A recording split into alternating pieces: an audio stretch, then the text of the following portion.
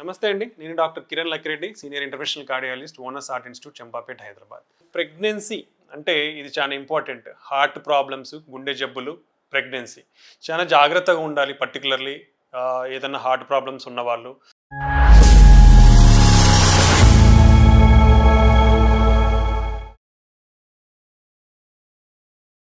యూజువల్గా ప్రెగ్నెన్సీలో ఉన్నప్పుడు ఏంటంటే రిస్క్ అనేది ఎక్కువ ఉండే అవకాశం ఉంటుంది గుండె జబ్బుల వల్ల. ఎందుకంటే బ్లడ్ వాల్యూమ్ అనేది పెరుగుతుంది, కార్డియాక్ అవుట్పుట్ అనేది పెరుగుతుంది కాబట్టి సో పంపింగ్ ఫంక్షన్ అనేది చాలా ఇంపార్టెంట్. సో వీళ్ళకి ఏదైనా గుండె వీక్నెస్ కానీ హార్ట్ రేట్ అబ్నార్మాలిటీస్ కానీ ఇలా ఉన్నప్పుడు ఎక్కువ రిస్క్ అయ్యే అవకాశం ఉండొచ్చు. సైమల్టేనియస్లీ కొన్ని కండిషన్స్ వీళ్ళలో కంపల్సరీగా అవాయిడ్ చేయాల్సిన అవసరం ఉంటుంది. పల్మనరీ హైపర్ టెన్షన్ అంటామండి. ఇది ఉన్నవాళ్ళు ప్రెగ్నెంట్గా అయితే అవ్వకూడదు. ఇది చాలా ఇంపార్టెంట్. ఇది చాలా కేర్ఫుల్గా చూసుకోవాల్సిన అవసరం ఉంటుంది. పల్మనరీ హైపర్ టెన్షన్ అనేది one of the cardiac disease. So ఇది సెకండ్ థింగ్. సో యూజువల్గానే ప్రెగ్నెన్సీలో హార్ట్ రేట్ అనేది కొంచెం ఎక్కువగా ఉంటుంది, దెన్ బీపీ అనేది కొంచెం తక్కువగా ఉంటుంది.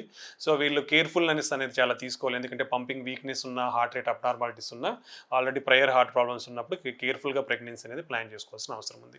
ఇంకోటి ఏంటంటే వీళ్ళల్లో బ్లడ్ క్లాటింగ్ టెండెన్సీ ఇవన్నీ కూడా మారే అవకాశం ఉంటుంది కాబట్టి సో బ్లడ్ క్లాట్స్ కూడా ఫామ్ అయ్యే ఛాన్స్ ఉండొచ్చు అనమాట. సో దానివల్ల బ్రెయిన్ స్ట్రోక్ రిస్క్ కానీ ఇలాంటివి ఎక్కువ అయ్యే అవకాశం ఉండొచ్చు. ఇవి maternal risk.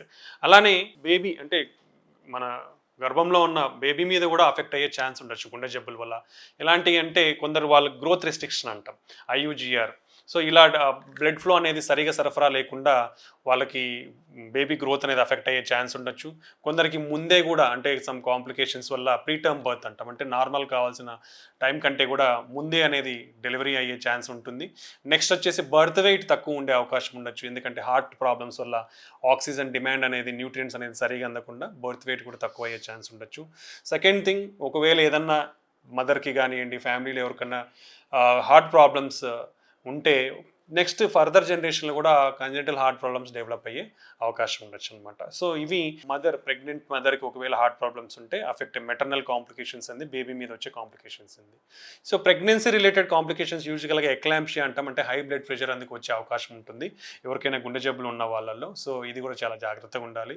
Some other problems, miscarriage అవ్వచ్చు, లేదంటే ప్రెసెంటల్ అబ్రప్షన్ అంటాం, ఇలా కొన్ని కండిషన్స్ వచ్చే అవకాశం ఉండొచ్చు అనమాట.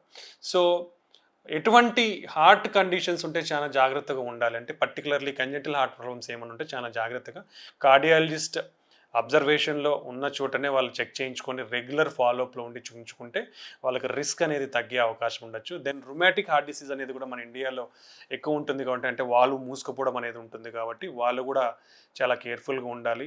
Next heart muscle weakness, cardiomyopathy అంటాం. ఇది ముందే ఉండొచ్చు, లేదా ప్రెగ్నెన్సీ, ప్రీపార్టం, పెరీపార్టం అంటే ఇంట్రాపార్టం, పోస్ట్ పార్టం అంటే మీ మేజర్ డెలివరీ సరౌండింగ్స్లో ఆ టైంలోనే కొందరికి గుండె వీక్ అయ్యే ఛాన్స్ ఉండొచ్చు. వీళ్ళు కూడా చాలా కేర్ఫుల్గా డెలివరీ కానీ ప్రెగ్నెన్సీ అనేది ప్లాన్ చేసుకోవాల్సిన అవసరం ఉంది. ఇవి మనం కామన్గా చూసే గుండె జబ్బులు. And I already discussed particularly pulmonary hyper tension ఉన్న వాళ్ళు ప్రెగ్నెన్సీ అనేది అవాయిడ్ చేయాల్సిన అవసరం ఉంది. రేర్గా కొందరిలో హార్ట్ అటాక్స్ కూడా, స్పాంటేనియస్ కొరంటరీ డిసెక్షన్స్ అనేది జరిగి హార్ట్ అటాక్స్ కూడా వచ్చే అవకాశం ఉండొచ్చు.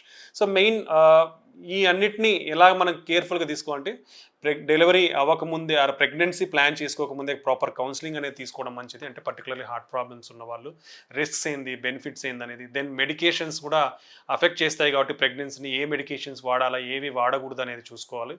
అండ్ రెగ్యులర్ మానిటరింగ్లో అయితే కంపల్సరీ ఉండాలి. అంటే BP, pulse rate, heart function ఇవన్నీ రెగ్యులర్గా చెక్ చేసుకోవాలి. లైఫ్ స్టైల్ అనేది కూడా చాలా కేర్ఫుల్గా ఫాలో అవ్వాలి ప్రెగ్నెన్సీలో.